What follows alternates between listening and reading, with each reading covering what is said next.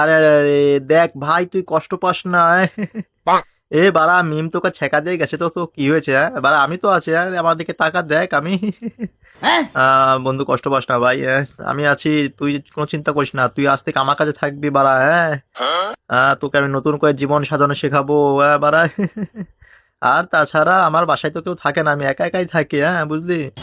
সামনে শীতকালও আসছে, একা একা কম্বলের নিচে গরম ধরে না, তুই থাকলে আরো ভালো লাগবে, হ্যাঁ। আর দুই বন্ধু একসাথে থাকলাম কেমন হবে, হ্যাঁ বাড়া বলতো, হ্যাঁ। তোকে আমি রাতে নতুন জীবন শেখাবো, কিভাবে নতুন জীবন নিয়ে বাঁচতে হয়, হ্যাঁ, নতুন করে জীবন সাজাতে হয়, আমি তোকে শেখাবো রাতে, হ্যাঁ।